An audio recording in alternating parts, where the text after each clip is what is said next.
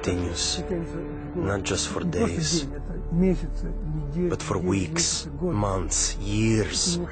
You cannot get rid of it. And the other continual feeling is the constant cold. Terrible cold. Sometimes I felt as if my blood circulation was slowing down. I was personally amazed at the power of endurance, because by all accounts, I should have become seriously ill and died a long time ago.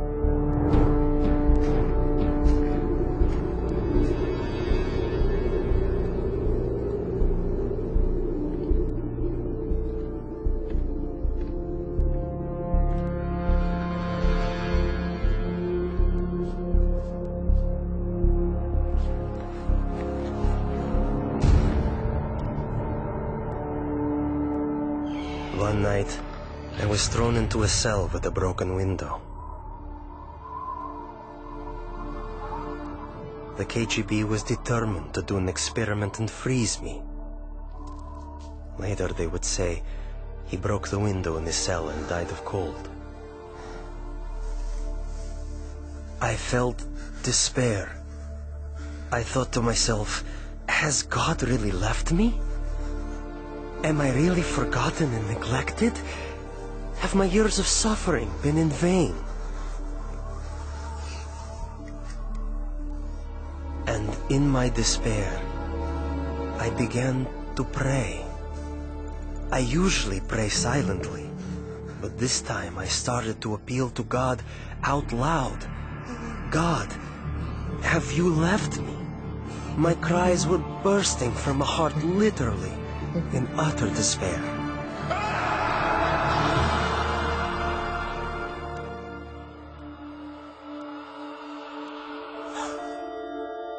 One night I had a dream.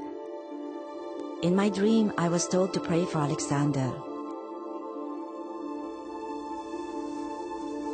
I had no idea who Alexander was. But I told my church, and we began to pray for him.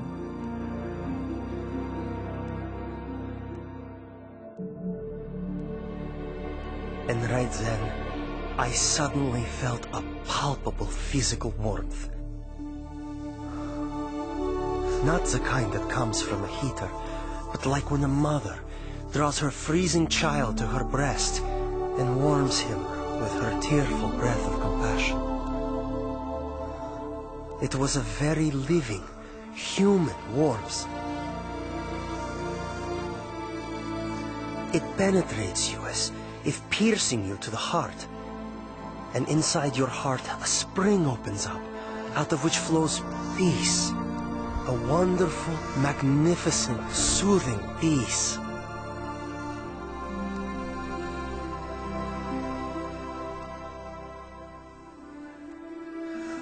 I felt a very loving, brotherly touch. Someone's caring hand touching my shoulder. I actually felt it. And this gesture represented the words, "You are not alone. You are not abandoned. We are with you. We are sharing your suffering." This warmth was the energy God gave me to feel physically the heat of prayer with my own skin, my own being. As if the prayers converted the energy of love into the energy of warmth.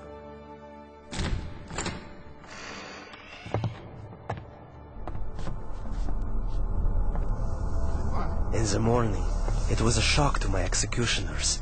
They couldn't understand.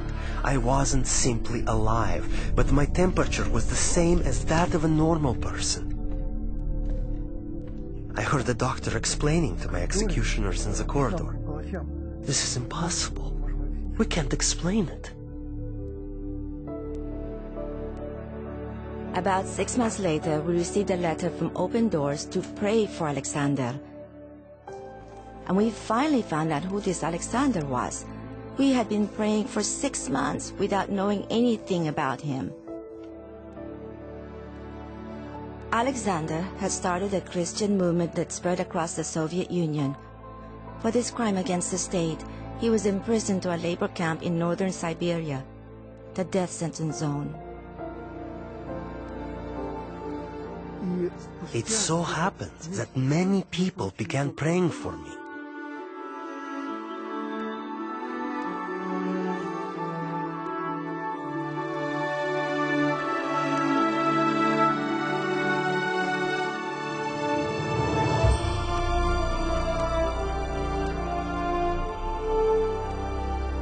And that was exactly when they released me.